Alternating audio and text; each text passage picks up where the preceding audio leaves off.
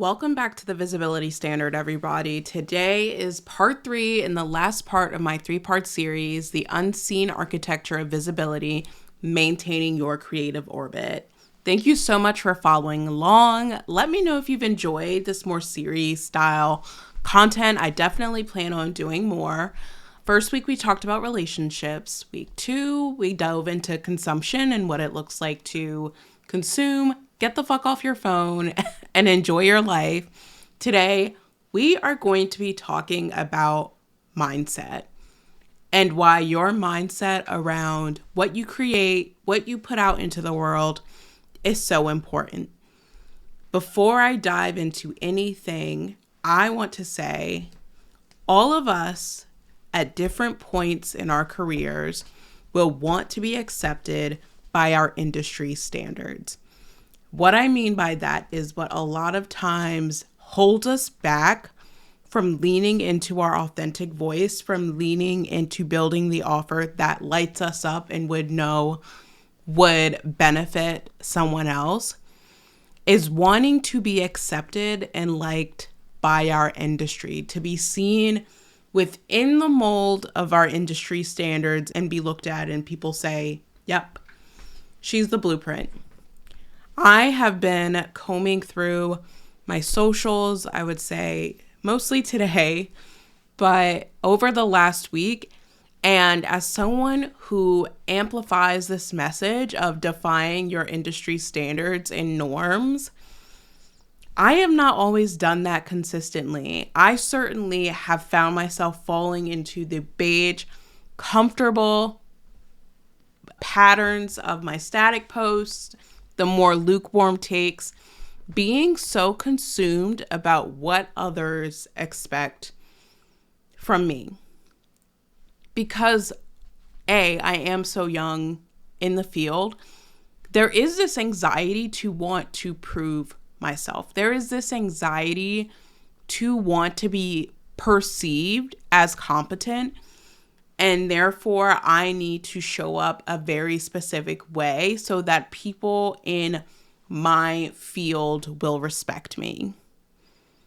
I have felt that anxiety more potently in grad school, but I will say now I recognize it comes in wave, and that's when I get into autopilot posting. That's when I just post something because clinically it feels appropriate, or like I want to still maintain that level of visibility or consistency in my scheduling. But I was combing through some of my posts and I'm like, God, Jazzmyn, you are putting out a lot of caveats. You are putting out a lot of disclaimers. You are sharing it safe. You're being so boring. What the heck are you doing?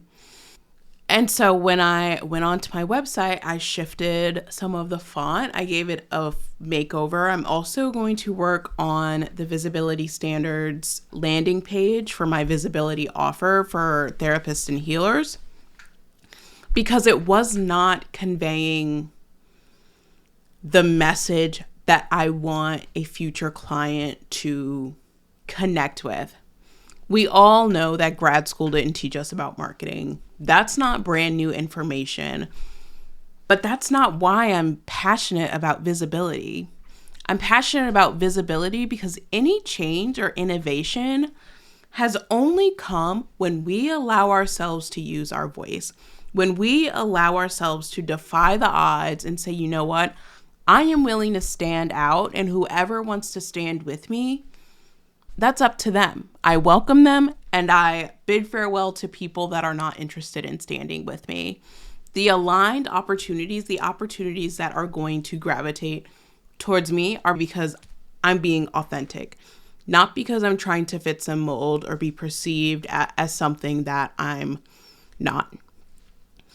Another aspect of my content where I recognized I was really just playing it safe was not incorporating reality TV or housewives into my content strategy. I have been experimenting over on TikTok with more housewives take, blending clinical insights into a lot of the conversation that I'm having. And man, I've been having so much fun. And I feel more connected to my content. A year ago, I wanted to keep that part of myself separate because it felt silly. It felt like a guilty pleasure. What would people think of me if I knew I was consuming this level of reality TV? Can I be perceived as someone that's competent while also someone that consistently watches reality TV? The answer is yes. The answer is actually so much of reality TV entails interpersonal relational dynamics that fits right into my niche. Jazzmyn, why the heck wouldn't you incorporate something that would be able to strengthen your messaging and allow you to engage in something that you are so passionate about? Who has brainwashed you into thinking that being fun, being creative cannot exist with being perceived as competent or being perceived as intelligent? Society, duh. Grad school, duh. I'm not passionate about visibility because I want to be the loudest person in the room. I'm passionate about visibility because there are so many of us who fall into the helping profession because we know what it's like to be the caretaker in our real lives, whether that's with family members, with friends. And so we fell into that role in our career. And we have forgotten that we get to bolster our voices, that we are higher ed, master level, doctorate level professionals who offer more than just direct clinical services. And psychology today is not marketing you in the way that you deserve. There is no therapist, helper platform that can eloquently portray you in the light that you deserve. That's why I am passionate about helpers and healers building their personal brands. That is why I am passionate about making your voice heard and being a part of the innovation that you want to see in this lifetime. This is really cathartic. I was not expecting this level of processing on this episode, but when we talk about mindset, it is allowing the free flow of creativity to move every aspect of your work. When I don't get consumed in scarcity and how I think I need to show up to get clients, when I'm not consumed with the fear of how I'll be perceived by my colleagues, that's when I really cook on my content. That's when I really show up as myself. As I've been talking more about visibility on LinkedIn, the number one comment that I get from therapists specifically is that they are more concerned about other therapists judging their content than the general public. I'm not here to berate therapists, but that level of bitterness out in public, why our profession is viewed with such a sticky lens now by the general public. If you are willing to fight the person you are supposed to be in collaboration with online for the world to see, what makes you think someone's going to trust you with their deepest, darkest inner world? Please enlighten me on your logic and wanting to tear another professional down and how they run their business.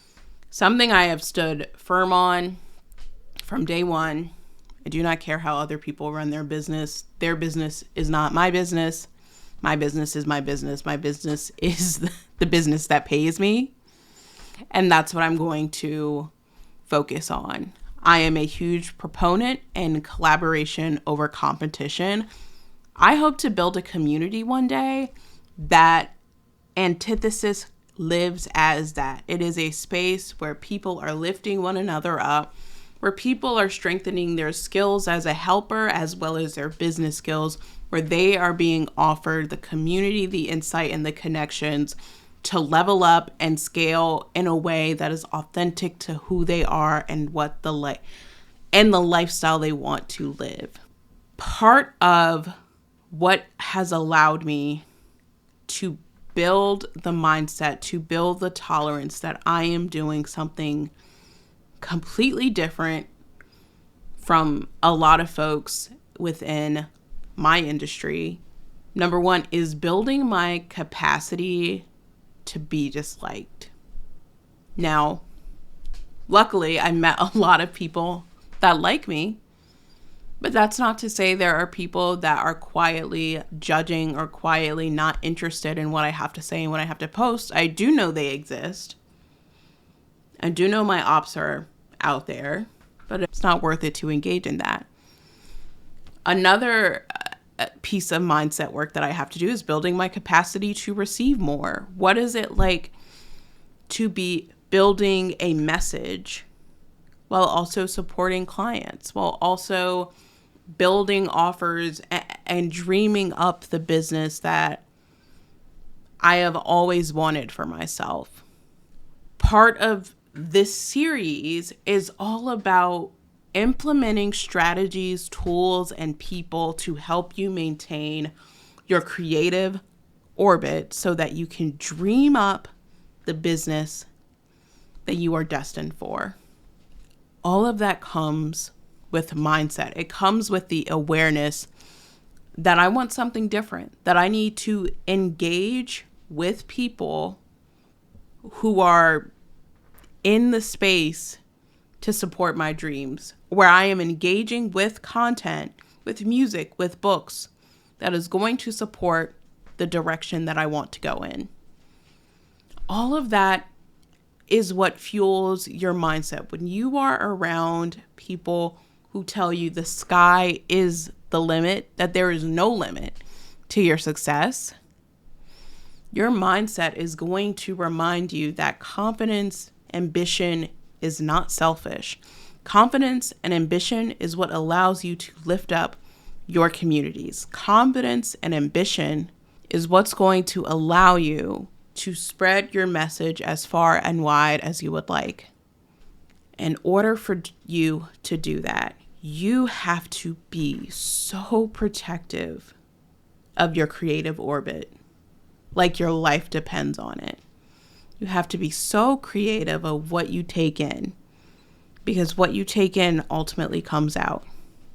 You also have to have this level of tunnel vision when it comes to your vision, that nobody, no matter what anyone says, no matter what anyone thinks, you're willing to be unwavering in the vision that you have for yourself. When we think about mindset work, we need to think about it from a place of what is going to afford me the capacity to build the dream business that I want. What is going to give me the structure to lift myself up just as much as I am willing to lift up my clients? When we think about mindset work, it's not just affirmations and mantras. It is deep-seated, intuitive work, anchoring yourself into your mission and your purpose. That is what we need to focus on when we think about our mindset. When we think about the life that we want to envision for ourselves, when we think about the choices that we want to make for our business, when we think about the abundance we want to bring in, opportunities, money, relationships, all of that comes with manifestation, with mindset, with truly believing and embodying that the thing that we want is already ours. And we are just bridging the gap. We are just bridging the two places. This series has been so worthwhile in creating. I hope it's taught you something. It has certainly reminded me of the core pillars that are important for me in maintaining my creative orbit and maintaining my creative space. If you are listening to this episode, I have a gift for you. If you are finding yourself ready to do the work, ready to root yourself in your purpose, I have a few spots open in my visibility incubator, I will also offer you 20% off full price so that you can begin the new year with the support that you need to level up your messaging and level up your vision. This offer is only on this episode. So I will know that you listened to this episode, and in the message, I want you to include where you would like to be rooted by the end of our time together. What would you like to be anchored by? Would you like to be anchored by community? Would you like to be anchored by the thought of having the opportunity to share your message worldwide? Would you like to be anchored in the fact that you are capable and competent while still incorporating all of the magical things about you? I look forward to seeing the messages pile through. This has been such a lovely process, again, to be able to build this series out, to offer some tools, some strategies, some insights into maintaining your creative orbit. We've only got a couple of episodes left before I take a pause for the new year. I'm so excited for my guests that are closing out the year, but I am certainly pumped for the folks that I have lined up for you at the beginning of the year. I'm telling you, we're leveling up the show. We're upping the ante on the voices that you will hear on the show. Certainly tune in. Leave a rating, leave a comment. Again, I'm looking to grow this show as far as the universe allows me to. Otherwise, have a great holiday. It's Thanksgiving week, so there will be no new guest episode this Friday, and I'll catch you next week. Bye.